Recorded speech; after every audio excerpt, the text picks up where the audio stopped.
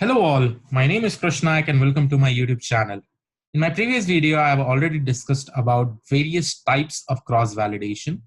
And in this particular video, I'm going to show you how we can basically implement K-fold cross-validation and stratified K-fold cross-validation. And we'll also try to see the difference between them, okay? In the theoretical part, which was in my previous video, I've already explained about the theoretical part. Now, what I am basically going to do is that if you remember, in one of my playlists, I had actually implemented something called as hyperparameter optimization for XGBoost using randomized search CV. I'm going to take the same example, and this particular video you can basically search in the YouTube channel itself, and you'll be able to see this.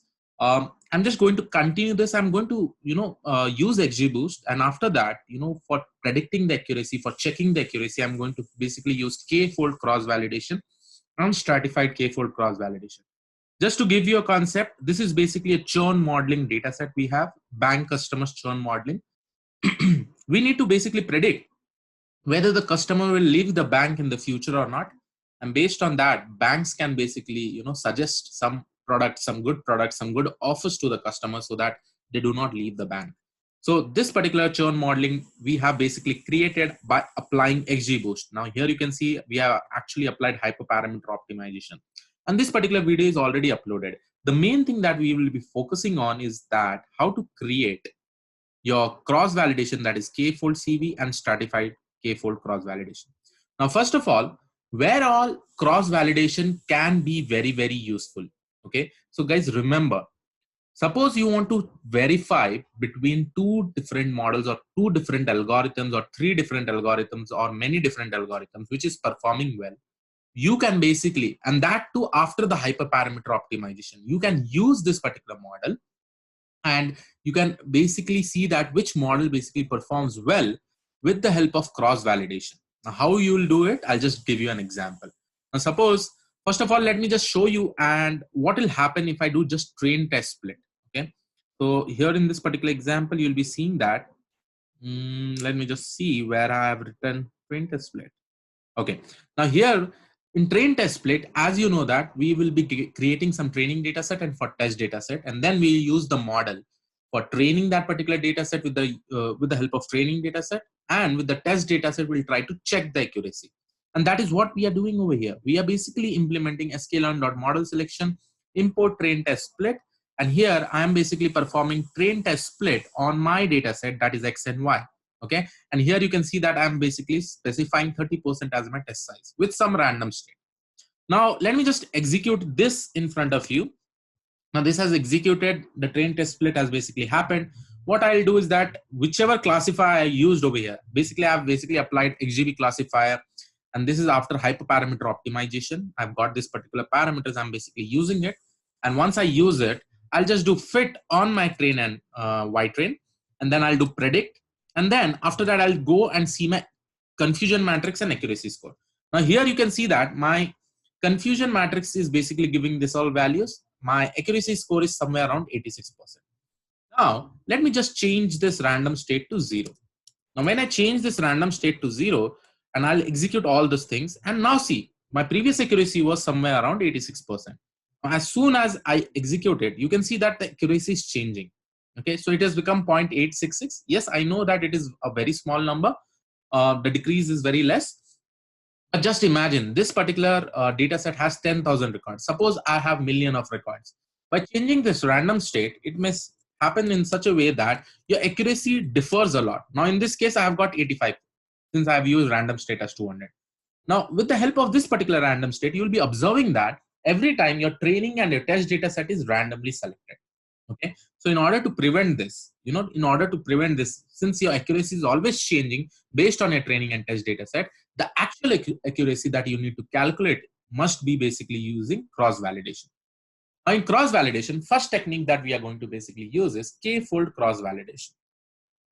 In K-fold cross validation, all you have to do is that import from cross-val score. So basically you have to import this library called as cross-val score, and it is present inside sklearn.model selection.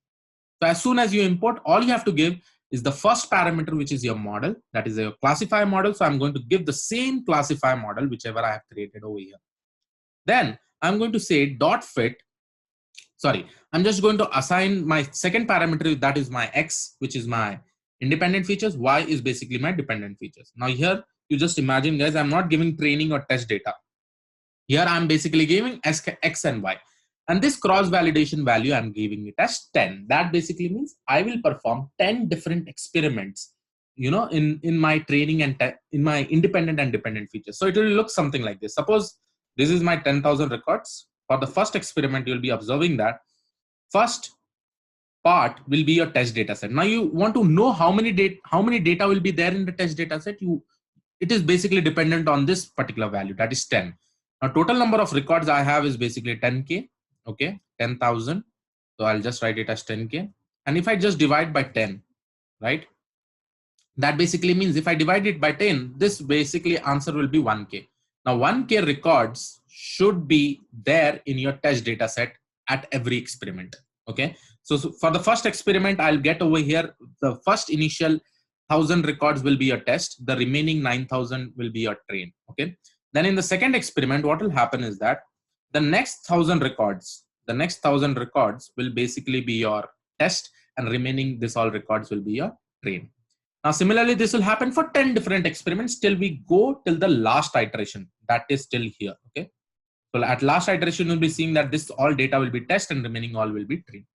Now this cross validation, now each and every experiment will give you an accuracy, because I'll be training my data set on the train data and my accuracy will be checked for test data. Okay, so this will be going on for 10 different experiments. So finally, if you go and see, this will create 10 different accuracy scores. Okay, so in order to, once I execute it, you can see that once I execute this, so this has got executed. Suppose it will take some time because it is basically doing 10 different iterations. Okay, now if I go and see my score, this is basically my score for 10 different experiments. So this is 1 2 3 4 5 6 7 8 9. Now obviously, in when I used to change the random state in train and test, so this accuracy difference was obviously getting created. Now how do you say your stakeholder whenever you're solving a use case that what should be this particular accuracy for the model? So what you can do is that you can just type score.min. This is one way, and by this you say that an average accuracy of 86% your model is. Other way is that you should basically see your lower accuracy. Now over here, the lowest accuracy is basically your 0.852. So you can say that your model has the lowest accuracy of 0.852, and the maximum accuracy that it can basically give is somewhere around 0.878. Okay, 87.8%.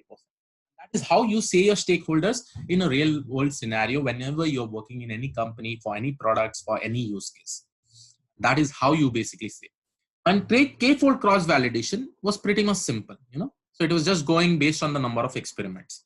Now the next thing is that we'll discuss, and always remember guys, if you have more number of records, this cross validation range can be giving you a different kind of results, which you can average it, so you can average it and you can provide that particular accuracy to your stakeholder of that particular model. Now the next technique is something called as stratified k-fold cross validation. If you have seen my video about the theoretical part of stratified k-fold cross validation, I had told you that this will also be working like k-fold cross validation only. We'll be specifying here some number of experiments. Okay, we'll be specifying some number of experiments in this, and in each and every experiment, the training and test data will be captured in such a way that for each and every class, there will be at least some instances. It will not be an imbalanced data set that will be picked up. Now, suppose if I tell you a basically example, suppose I have 1,000 records in my data set, and in this 1,000 records, I have 600 yes output labels and 400 no labels, right? So every time the training and test data will be picked up, it will be having a good combinations of yes or no. And that is, it is going to do it by your own, by its own. And in this particular example, I'll be showing you in the coding how it is done. Okay, so let us go ahead and try to see. So first of all, I'll import this from sklearn.model selection stratified k-fold. I'm going to create an accuracy list, because this for each and every experiment I have to calculate the accuracy, right? And always remember, if we have a proper combination of both yes or no, that model will be a very good model, guys. For your new test data, it will basically give you a high bias. So that basically means it will give you very good accuracy. Okay. So over here, In stratified k-fold, let me just take this also as n underscore splits is equal to 10. This basically saying that 10 different experiments will be going on. And then what, as soon as I use this object skf.split, and here I give my x and y, it will return me two values. One will be your training index and one will be your test index. Okay? And the combination will be in such a way that amount of a good proportionate of yes or no labels will be classified or will be taken over there. So first time I got my train index and test index. This train index I'm going to use basically in my x independent features, and I will say that okay, this will become my x train, x1 train. So here I have written x1 train so that my train test which I had done on the above, I should not replace that x train value. So I have created a different variable. Now similarly x.iloc, if I use this text index, I will be getting x1 test, and similarly I should get y1 train and y1 test. So this two will be your train and y x train and y train. This will be your x test and y test. Okay, and simple. It is almost simple, very easy. Now, as you know that I have to use my classifier model for training on my x train and y train, right? And for testing, I'll basically use my x1 test, and for calculating my accuracy score, I will be using this y1 test. And that is what I'm doing. I'm doing that. I'm saying that classifier.fit x1 underscore train, comma y1 underscore train. And here I've basically written classifier.predict x1 underscore test. Now see, I'm testing for my test data. And once I test, I get my prediction. And finally, by using accuracy score, I'm comparing prediction and y1 underscore test. Very simple. And for each and every score, I'm appending in this accuracy list. And finally, let me just print it for you. N different experiments will go on. So this has happened.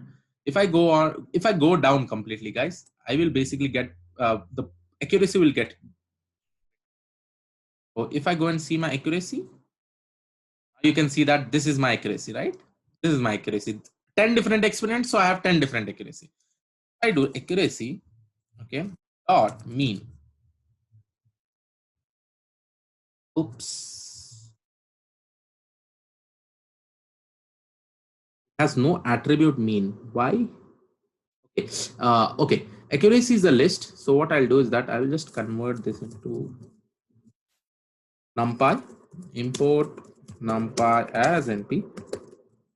I'll say that np.array, and let me just provide this particular variable is my accuracy, and then I'll say dot mean. Now I hope this may work. Okay, so here you can see that list does not have a mean function. Okay, so I basically converted this into an array and then find out the mean. Now I'm getting 86%, 86.46. You can see if you have a good combination, you'll almost get both of them are same, almost same. So usually you should prefer using stratified k-fold whenever you have a huge imbalanced data set. Again, imbalance. If you have an imbalanced data set, first of all, you need to fix that imbalanced data set, and that is basically fixed, through your feature selection, through a feature engineering process. Already, I've uploaded tons of videos on that. I hope you like this particular video to understand the difference between k-fold cross-validation, stratified k-fold cross-validation. This was all about this particular video, guys. I hope you are liking these videos. Make sure you subscribe the channel. If you have not already subscribed, please share with all your friends. I'll see you all in the next video. Have a great day ahead. God bless you all.